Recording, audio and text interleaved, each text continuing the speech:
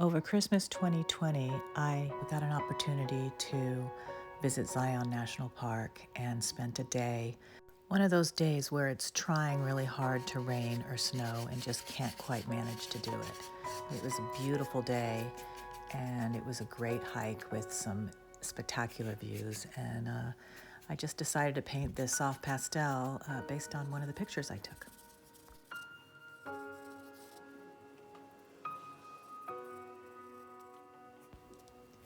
After I do a gridded out sketch of my photograph onto my 14 by 14, I start clearly in the background.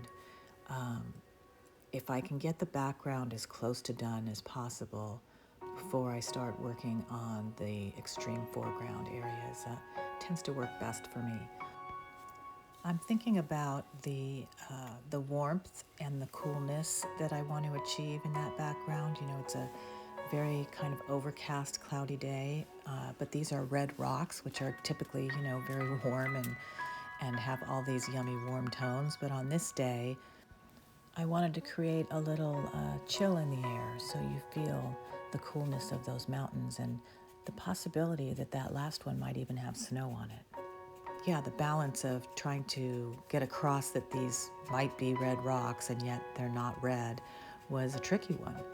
And I'm also thinking about when I come back to my foreground, I know that that tree is going to be kind of a bold, dark color.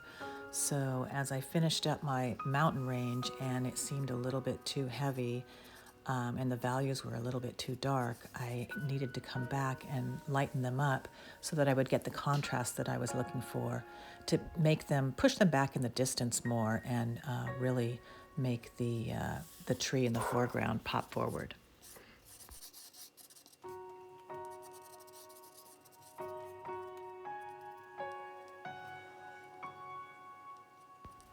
So this video is pretty heavily edited for time's sake, but you can see that I use a lot of back and forth with color and then with alcohol washes and then a little bit of blending in, but really it may seem like I do a bit of that, but I do that on the bottom layers almost exclusively.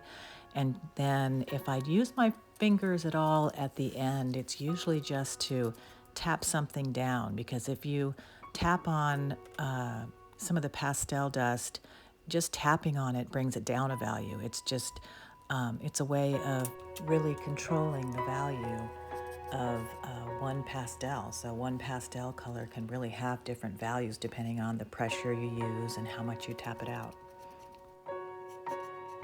If I want to fade back a pastel that I've laid down and maybe it's a little harsh or it's the wrong temperature or something, instead of blending it in with a finger, I'll go over it with another pastel, usually a harder pastel, and choose that color carefully to kind of blend the two together without smearing them together.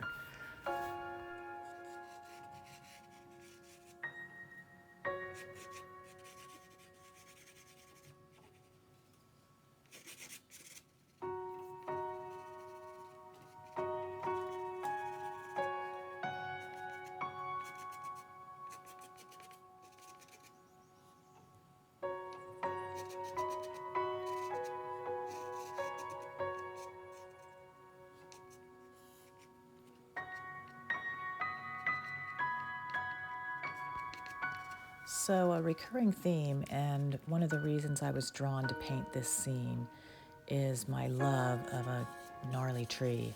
Just can't help but try to come close to what Mother Nature has created and just interpret it in my own way.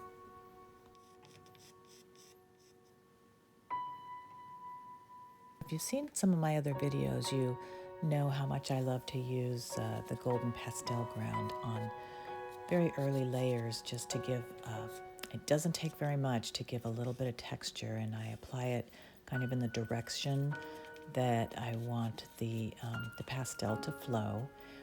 Like for the tree trunk, it just basically goes in the direction of its growth. And then when I'm coming back at it with the pastel, get just incredible surprises. Some of them are surprises, some of them are kind of what you're hoping for. And you can really create some great kind of 3D feeling effects just by using just a touch of that ground. Definitely one of my favorite techniques to use.